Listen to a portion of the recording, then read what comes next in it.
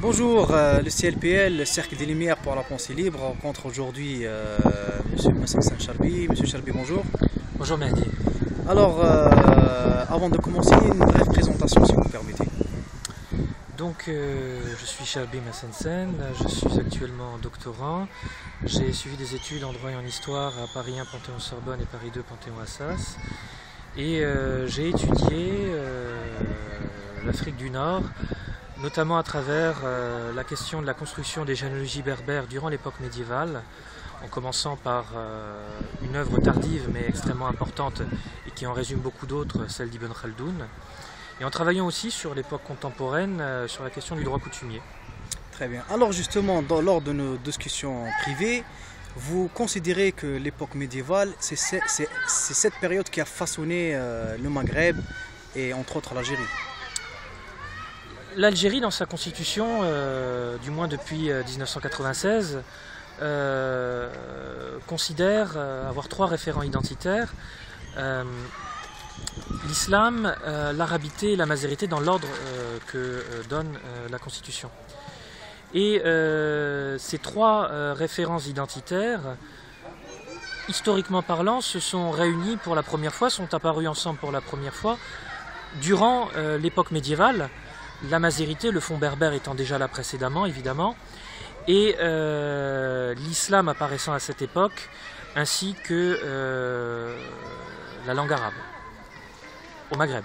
Très bien. Et justement, concernant cette période médiévale, il y a beaucoup de détails, il y a beaucoup d'intervalles qui sont peu connus du grand public. Est-ce que vous pouvez nous citer les principales d'entre elles?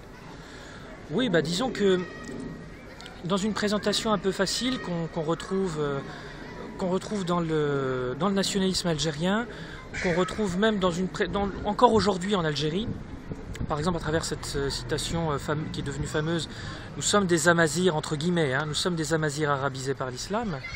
Eh bien en réalité, et l'islamisation et l'arabisation de l'Afrique du Nord à l'époque médiévale se sont faites de façon très complexe. Contrairement à une idée reçue, prenez l'arabisation, et elle n'est pas automatique par rapport à l'islamisation, on le voit en Iran, on le voit en Turquie, et au Maghreb, durant l'époque médiévale, vous avez eu un usage officiel de la langue berbère, prenez à l'époque almohade notamment, et l'islamisation s'est faite à travers différents courants, le sufrisme, l'ibadisme, les barrawata, l'almohadisme, le schisme ismaélien, et enfin le malékisme, même s'il existait durant une courte période à l'époque arabide, le hanafisme en Ifriqiya, grosso modo la Tunisie actuelle. Donc l'islamisation et l'arabisation sont des phénomènes beaucoup plus complexes qu'il n'y paraît de prime abord, et notamment quant à ce qui est véhiculé dans la société algérienne, et donc il s'agit de déconstruire à travers cette époque médiévale tout un tas de mythes sur l'islam, sur l'arabité, sur la mazérité. Et la grande difficulté, c'est que lorsqu'on déconstruit un mythe et qu'on ne déconstruit pas les autres, on a l'impression de donner raison aux autres. Vous voyez ce que je veux dire? Et la grande difficulté, c'est qu'il faut réussir à déconstruire les trois mythes en même temps. Et ça, c'est une difficulté énorme pour rester dans une objectivité totale. Pour revenir justement aux dynasties almoravides et almohades, ce sont des dynasties berbères, mais qui selon vous n'utilisaient pas assez la langue tamazight et qui se reposaient sur la langue arabe. Non, justement. Alors, c'est complexe. Par exemple, Youssouf ben Tachfin, l'almoravide, donc on est au XIe siècle, il ne savait parler que le berbère d'après les sources médiévales.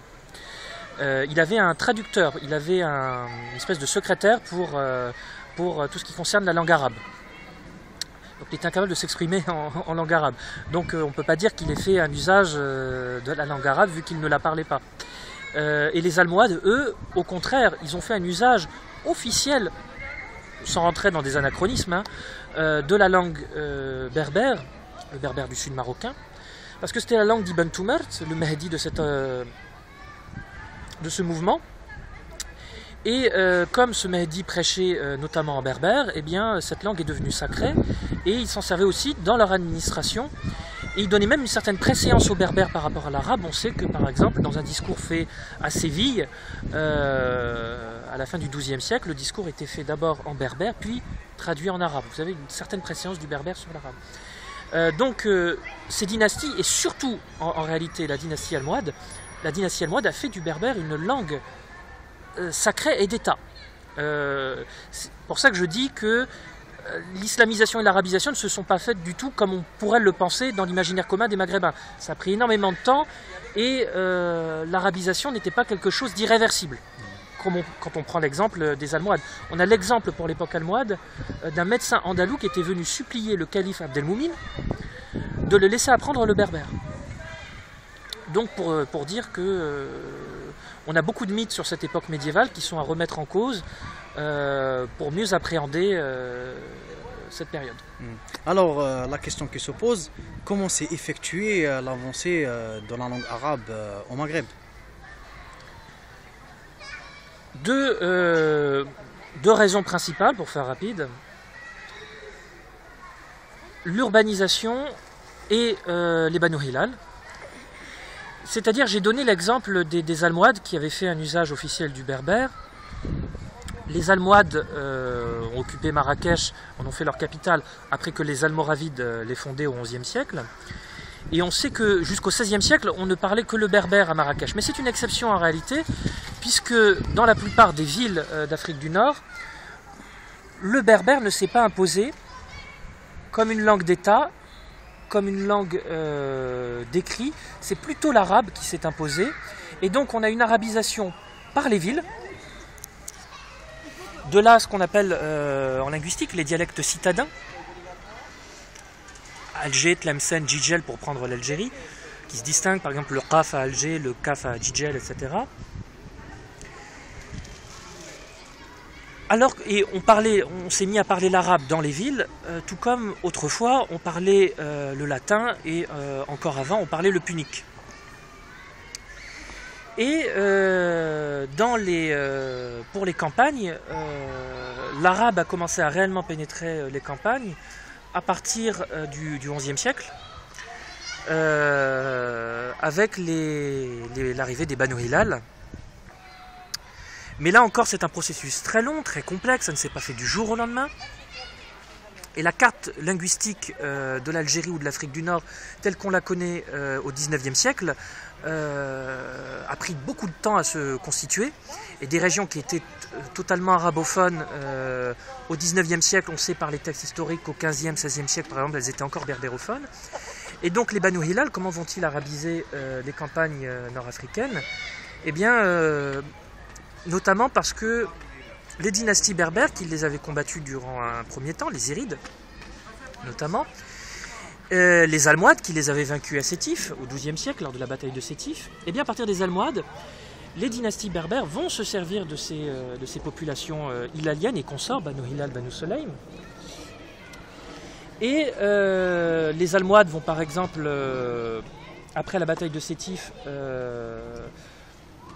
déporter des populations hilaliennes du côté de la plaine marocaine. Et les dynasties qui vont suivre, Mérinides, Ziyanides, Hafsides, vont se servir de ces Banu Hilal et consorts pour faire payer notamment l'impôt à leur population locale, parce que ces Banu Hilal, c'était une réserve armée en quelque sorte. Et en utilisant ces Banu Hilal, en soumettant des tribus berbères à ces Banu Hilal, eh bien, ces tribus berbères vont progressivement adopter et leur généalogie et leur langue. C'est ce qu'on appelle l'arabe bédouin, l'arabe hilalien, qui est aujourd'hui l'arabe majoritairement parlé en Afrique du Nord, en Algérie et au Maroc, l'arabe avec le ga, qui va être adopté par ces populations. Donc deux types d'arabisation, citadine et rurale. Alors en sachant qu'évidemment c'est plus complexe, et je donne déjà un élément de complexité en plus, c'est qu'on a des régions rurales qui vont adopter un arabe qui n'est pas l'arabe hilalien. Sans doute même dès les premiers siècles de l'islam, quand vous prenez notamment la pointe du Maroc, avec l'influence andalouse, tout simplement à côté. qui va participer à l'arabisation de cette région-là. Et voilà, pour l'arabisation, pour faire rapide. Arabisation par les villes, parce que dans les villes, le berbère, c'est peu ou prou imposé, sauf quelques exceptions. Et arabisation via les Banu Hilal et Banu Sulaym dans les campagnes. Chronologiquement, quelles sont les dates exactes de ces différents processus? Alors c'est difficile de donner des dates exactes. Enfin, les Banu Hilal, ils arrivent au XIe siècle. Hein. Pour petit rappel, ils arrivent parce que l'émir ziride, berbère, Senhaji, qui régnait alors sur Kairouan, Mu'iz ben Badis, avait renié le califat chiite des Fatimides au profit du califat abbasside de Bagdad, sunnite. Et les Fatimides, pour se venger, avaient dépêché les Banu Hilal et les Banu Sulaym sur l'Afrique du Nord. Cette arabisation, il faut bien savoir qu'elle a été extrêmement lente. Et par exemple, prenez par exemple les Zianides. Les Zianides, donc, qui règnent sur Tlemcen du XIIIe siècle au XVIe siècle. Yarmorasen au début du XIIIe siècle, au courant du XIIIe siècle. On sait qu'il ne sait parler que le berbère. Hein. Il ne parle qu'en zénet, le dialecte berbère qu'il parlait. On le sait par les deux frères Ibn Khaldoun. Mais ces Zianides vont faire progressivement appel au Banu Hilal, et notamment à partir de la fin du XIVe siècle, dans leur propre région, hein, dans l'Oranais actuel, dans leur propre fief. Et ça va participer à l'arabisation de la région. Mais on sait qu'encore au XVe, XVIe siècle, par exemple, je donne des exemples de dates, hein, Sid Ahmed Ben Youssef, aujourd'hui le grand marabout de Miliana, mais qui est originaire de la Qalat Bni Rachad, donc dans l'actuelle wilaya de Relizan, on sait qu'il parlait en zénet, c'est-à-dire en berbère au XVe, XVIe siècle. Sid Ahmed Ben Youssef. Ce qui veut dire que par exemple, une région comme Qalat Bni Rachad, qui est aujourd'hui totalement arabisée, la région de Relizan qui était déjà totalement arabisée au XIXe siècle, eh bien, au XVe, XVIe siècle, on y parlait encore le berbère. Pour montrer que ça s'est fait vraiment de façon très lente, et que des régions d'Algérie qui paraissent, pour le lambda algérien en tout cas, comme ça, arabes, parce que depuis X temps on y parle l'arabe, eh bien en réalité quand on fouille dans les sources historiques, on trouve qu'à telle ou telle période on y parlait encore le berbère. Cependant aujourd'hui, alors pour les uns, l'arabisation s'est faite de manière, si on peut dire, soft, mais pour d'autres, la manière s'est faite de manière violente, imposée, pour caricaturer avec l'épée. Mais d'après ce que vous dites, il y a eu un processus qui a duré très longtemps, mais c'était plus une histoire de contact entre des populations de différentes langues que des histoires d'affrontement ou d'assimilation.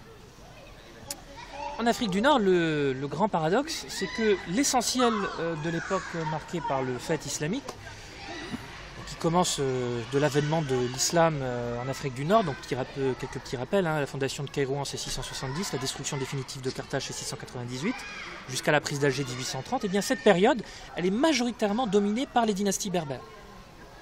Par les dynasties berbères, les tribus berbères, etc. On vient de parler, hein, les Almohades, les Almoravides, les Zirides, les Hamadites, les Zianides, les Mérinides, les Hafsides, etc. Et ce sont des berbères, et des berbères même qui parlent le berbère. Donc le paradoxe, c'est que cette arabisation, elle s'est en partie faite durant cette période où les berbères étaient au pouvoir. Ce qui pose pour nous plein de questions. Et donc effectivement, cette arabisation, elle s'est faite par une série de processus, de phénomènes extrêmement complexes, extrêmement divers. Mais on ne peut pas caricaturer qu'elle s'est faite par l'épée, si vous voulez. Elle s'est faite notamment parce que les berbères n'ont... Ou par l'envie d'assimilation aussi. Deux choses, parce qu'en plus il y a deux types d'arabisation. Ça, il faut revenir là-dessus, il y a deux types d'arabisation. Il y a l'arabisation linguistique et il y a l'arabisation généalogique. Ce qui n'est pas la même chose. C'est-à-dire qu'on peut s'inventer une généalogie arabe tout en continuant à parler le berbère. et on peut s'arabiser tout en conservant une généalogie berbère. Bien entendu, faites allusion à des notables de l'époque. Je vais donner des exemples. Par exemple, au Moyen-Âge, lorsqu'on nous parle de Fès, on nous dit que Fès est une ville. Les campagnes de Fès sont arabophones, mais on nous précise aussitôt que les populations arabophones des campagnes de Fès sont des berbères. Ibn Khaldoun donne un exemple, par exemple, d'une tribu sanhadjienne au Maroc, qui était arabophone à son époque, mais dont il précise bien qu'elle est d'origine sanhadjienne, sanhadji, c'est-à-dire qu'elle est berbère d'origine. Et inversement, vous avez des berbérophones à qui on attribue des généalogies arabes. Alors l'exemple le plus connu, c'est l'exemple de Yarmour Hassan, donc qui ne parlait que le berbère, le zénète, et à qui un jour un généalogiste vient le voir pour lui dire qu'il descend d'Idriss, c'est-à-dire d'un descendant du prophète de l'islam. Et Yarmour Hassan l'envoie promener en lui disant que tout ce qu'il sait, c'est qu'il a conquis son royaume par l'épée. Et vous voyez, on a voulu lui attribuer une généalogie arabe, une généalogie chérifienne. Et durant l'époque médiévale, en fait, voilà, c'est ça qui est compliqué. Les Berbères, en fait... Mais pour conclure sur la finalité, oui. Quelle a été justement la finalité de se prétendre d'origine arabe ou de descendance prophétique? La finalité, c'est des finalités de pouvoir, de légitimité. C'est vouloir se donner une légitimité en se donnant une généalogie considérée comme prestigieuse à l'époque.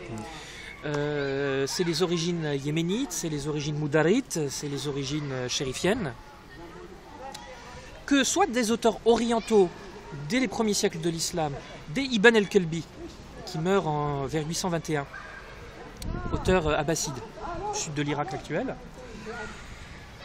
soit ce sont des auteurs orientaux qui vont donner des généalogies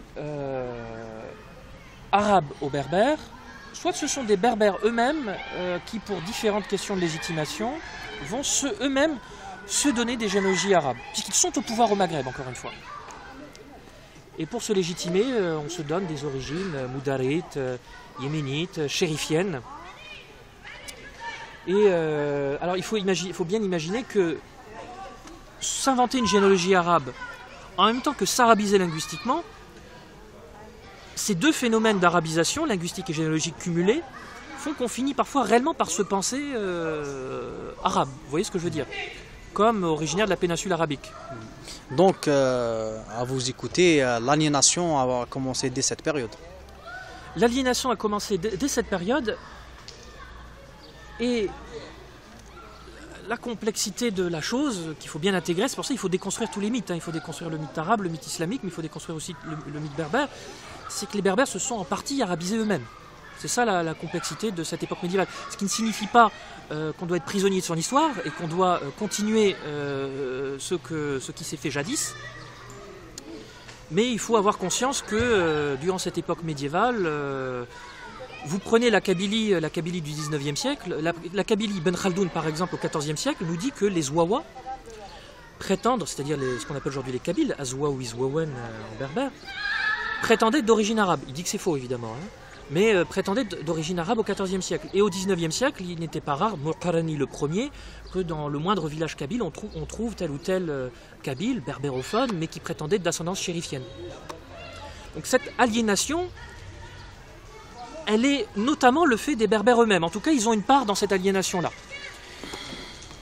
Mais justement, il est vrai que la contextualisation de cette tentative de légitimation pour le pouvoir est nécessaire en ce qui concerne bien entendu la contextualisation, mais au final on se pose la question,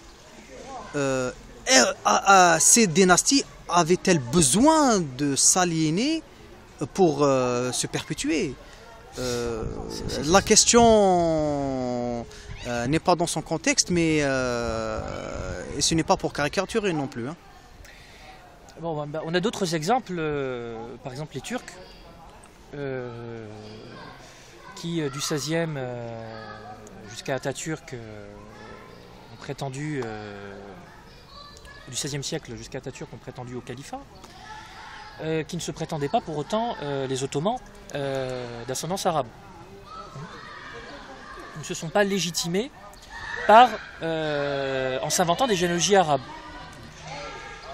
comme l'ont fait les dynasties berbères, comme on l'a fait pour elles. Mais justement, est-ce que seul le besoin de légitimation pour le pouvoir peut expliquer cette aliénation? Il y a aussi, Ibn Khaldoun en parle pour les Zénètes.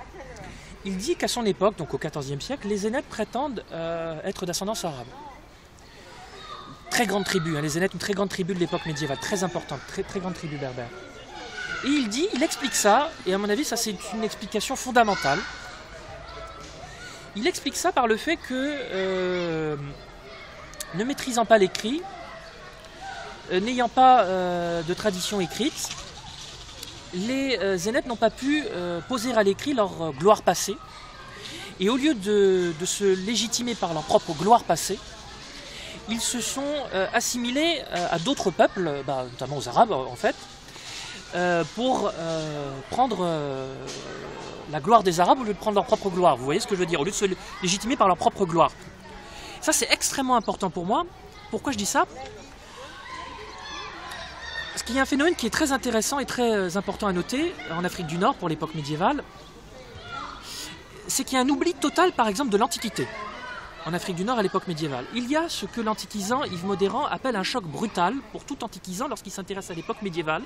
C'est-à-dire que tous les récits historiques du passé antique, Massinissa, Jugurtha, Sophonisme, etc., les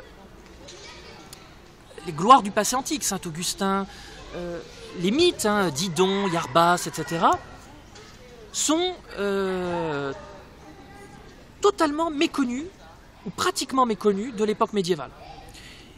C'est-à-dire que quand vous lisez les grands auteurs de l'époque médiévale, prenez par exemple Ibn Khaldoun, Saint-Augustin il est cité par El-Bakri, mais El-Bakri en sachant que c'est un auteur andalou, mais en dehors de ça, par exemple en dehors de Saint-Augustin, prenez Massinissa, Jugurtha, etc., ils sont totalement inconnus par exemple par Ibn Khaldoun. Dans son histoire des Berbères, il ne fait aucune référence à Massinissa et Jugurtha. Non pas qu'il ne le veuille pas, non pas qu'il censure Massinissa ou Jugurtha, parce qu'il ne connaît pas. Et les Berbères à l'époque médiévale ne connaissent pas Massinissa, Jugurtha et autres. Pourquoi je dis ça? Parce que du coup, cette gloire passée, ces mythes passés, vont être totalement oubliés à l'époque médiévale, et donc on va s'inventer d'autres mythes. Les mythes des origines, on va reprendre à son compte les mythes, son compte où on va les réfuter, le mythe des origines chamito-cananéennes, le mythe des origines himyarites, yéménites, moudarites, etc. Alors que Massinissa, Jugurtha, personne ne connaît à l'époque médiévale. Ce qui n'est pas partout le cas dans le monde marqué par le fait islamique, comme par exemple en Iran, où vers l'an 1000, vous avez le livre des rois qui apparaît, écrit en farsi, en persan, et qui retrace l'histoire, plus ou moins mythifiée évidemment, de la Perse dans l'Antiquité. Mais en Afrique du Nord, les Berbères, à l'époque médiévale, n'ont aucun souvenir d'un passé prestigieux antique, pré-islamique, et du coup...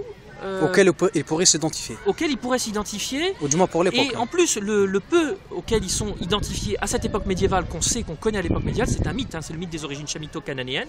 Les Berbères seraient les descendants de Canaan, et Canaan descendants de Cham, est un mythe extrêmement, j'allais dire, péjoratif pour les Berbères. C'est pas du tout quelque chose de positif pour les Berbères que d'être descendants de Cham. Cham, c'est le fils maudit de Noé, selon le... enfin, vous parlez toujours pour l'époque médiévale. L'époque médiévale, et c'est un mythe, évidemment, que les Berbères seraient les descendants de Cham, mais ça, c'est un mythe qui est connu à l'époque médiévale. Et donc les Berbères, pour se distinguer de ce mythe qui leur est extrêmement défavorable, vont s'inventer des généalogies, ou vont se faire inventer et vont reprendre à leur compte ces généalogies-là, arabes. Et alors que le passé, par exemple, le pré-islamique, qui aurait pu être glorieux, Massinissa, Jugurtha, est totalement méconnu. Et alors, pourquoi je dis que c'est un grand paradoxe?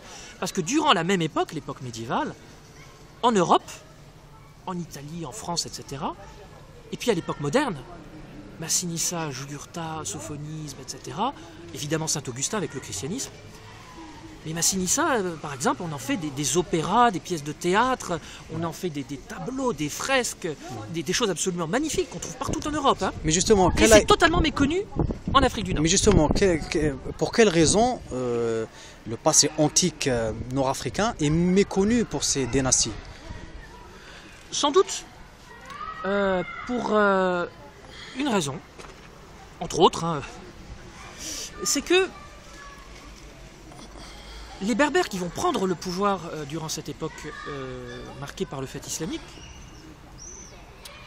sont en quelque sorte les Berbères qui avaient été rejetés par la romanisation, qui vont prendre en quelque sorte la revanche.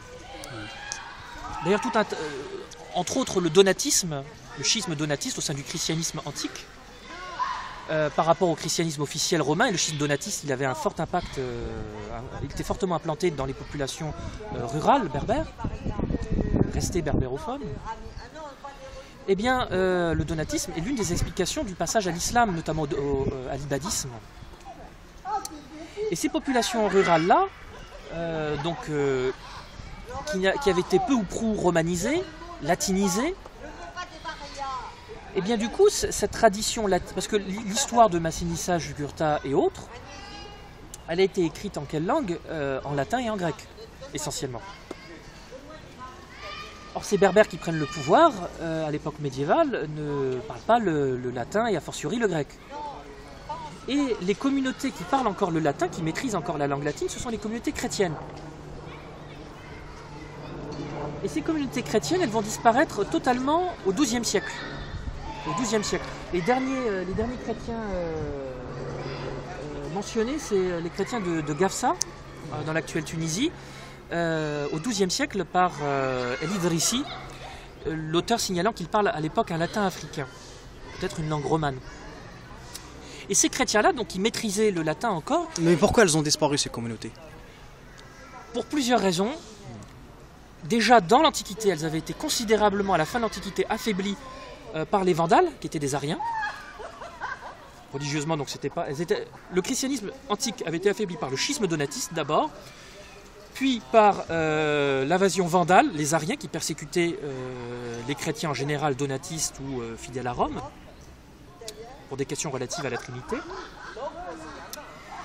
Et quand l'islam est arrivé au Maghreb, si vous voulez, puis vous avez la présence byzantine, l'élite chrétienne avait été considérablement affaiblie. Et en plus, on sait que dans les débuts de l'islam, cette élite chrétienne, donc latinophone, elle va fuir l'Afrique du Nord. On a des témoignages. On sait qu'au début du 8e siècle, il y avait des réfugiés nord-africains, après les Futuhat, qui étaient du côté de l'Allemagne actuelle, la Germanie actuelle. Et le pape disait de faire attention à eux, sans doute en référence au schisme donatiste, parce qu'ils avaient ils avaient des déviances religieuses. Pour l'autorité papale. Pour l'autorité romaine. Ouais. Et donc, ces chrétiens-là avaient été considérablement affaiblis par le schisme donatiste et les Vandales. Et en plus, ils fuyaient l'Afrique du Nord, les élites.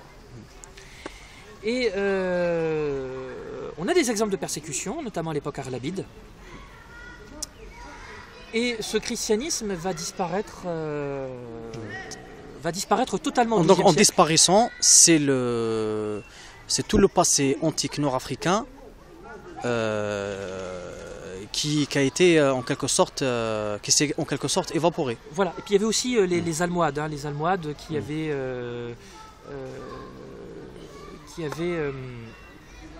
supprimé qui avaient voulu abolir le judaïsme et le christianisme en Afrique du Nord, au Maghreb, au XIIe siècle. Alors, vous voyez le paradoxe, les Almohades, ce sont des Berbères, donc c'est toute la complexité de la chose. Et donc ce christianisme qui disparaît au XIIe siècle, qui était latinophone, eh bien les gens qui sont susceptibles de maîtriser ces sources antiques disparaissent. Donc il n'y a plus de traces, il n'y a plus de passerelles. Et ce passé-là, du coup, disparaît par la même occasion. Alors qu'au Moyen-Orient, juste une petite différence, les communautés chrétiennes survivent, et elles restent même majoritaires jusqu'à une époque assez tardive. En Égypte, en Syrie, à l'époque de la première croisade, les populations de l'Égypte et de la Syrie actuelle sont probablement encore majoritairement chrétiennes. Et elles parlent les langues locales, ou en tout cas elles utilisent pour leur liturgie les langues locales. Assyrien, le syriaque, etc. Et par ailleurs, en même temps, le Moyen-Orient, la différence, c'est que quand vous prenez les récits bibliques et coraniques, vous avez une certaine forme de l'histoire du Moyen-Orient qui se retrouve dans ces récits-là. Très bien. Ce qui n'est pas le cas pour l'Afrique du Nord. Donc du coup, la mémoire antique, elle disparaît par notamment la disparition des derniers chrétiens latinophones, et elle disparaît par le fait que... et puis, il y a le fait que, de toute façon, dans les récits bibliques ou coraniques, cette histoire du Maghreb, elle n'apparaît pas. Donc du coup, les Berbères vont reprendre à leur compte ou s'inventer des mythes tout à fait spécifiques à l'époque. En tout cas, qui vont être extrêmement développés durant l'époque médiévale. Le mythe des origines chamito-cananéennes date de l'Antiquité. Il date du livre des Jubilés qui daterait du IIe siècle avant Jésus-Christ. Écrit intertestamentaire. Mais pour le reste, les mythes de Bar, les mythes des origines yéménites, etc., ça, ils datent de l'époque médiévale, très clairement. Et les Berbères vont en faire usage à leur profit durant cette époque-là. À défaut, si on reprend Ibn Khaldoun pour les Zénètes, mais on peut l'étendre à l'ensemble des Berbères, d'avoir su conserver leur propre tradition à l'écrit. On a un usage de l'écrit chez les Berbères à l'époque médiévale, chez les Ibadites par exemple, ou chez les Almohades. Mais quand on regarde de façon générale durant l'ensemble de l'époque médiévale, pour l'écrit, c'est plutôt l'arabe qui s'impose. Et de toute façon, il y a une rupture très claire avec l'Antiquité. Alors, pour conclure sur une note positive, M. Cherbi, que recommandez-vous pour dépassionner le débat et pour, bien entendu, éviter les extrémismes de tous bords? Pour éviter les extrémismes de tous bords, déconstruire les mythes forgés parfois dès l'Antiquité, le mythe des origines chamito-cananéennes, à l'époque médiévale ou à l'époque coloniale ou dans le nationalisme algérien ou nord-africain en général, sachant que ces mythes se répondent les uns aux autres, voire se reprennent les uns les autres. Déconstruire ces mythes, mais déconstruire tous les mythes. Parce que, encore une fois, et ça c'est très important, si je déconstruis le mythe berbère, j'ai l'impression de donner raison au mythe arabe. Si je déconstruis le mythe arabe, j'ai l'impression de donner raison au mythe berbère. Il faut que je déconstruise les deux. Et même les trois. Pour reprendre les trois référents de la Constitution algérienne. Pour un examen scientifique de l'histoire. Pour un examen scientifique de l'histoire, pour mieux se connaître soi-même, et puis même pour éviter certains extrémismes, puisque, comme vous l'avez remarqué, ce que je viens de dire, c'est que l'essentiel des Nord-Africains, ça peut paraître évident, mais encore faut-il l'expliquer historiquement, sont des Berbères qui se sont arabisés plus ou moins progressivement à différentes époques, et que donc parfois lorsqu'on entend des oppositions arabes-berbères, en sachant que l'arabe qui est en face, c'est très souvent un berbère qui s'est arabisé à telle ou telle époque, et que le berbère qui se revendique très fièrement de sa berbérité, à une époque, il a eu des ancêtres qui s'étaient inventés des généalogies arabes en toute vraisemblance lui aussi. Donc il ne faut pas s'opposer les uns aux autres, mais plutôt, à travers une histoire dépassionnée, se reconstruire, en sachant que ça n'est pas parce que, comme je viens de le dire, à certaines époques, on a eu tel ou tel berbère qui se sont inventés par exemple des généalogies arabes, qu'on doit faire ce qui s'est fait par le passé. On est libre de notre passé, c'est très important. Et par exemple, tout le mouvement de revendication berbère tel qu'il est apparu au courant du XXe siècle, il est évidemment tout à fait légitime. Mais surtout, il ne faut pas opposer. La meilleure façon de dépasser certaines oppositions, c'est l'histoire. Voilà, l'histoire pour mieux se reconstruire. Monsieur Cherbi, on vous remercie et à très bientôt.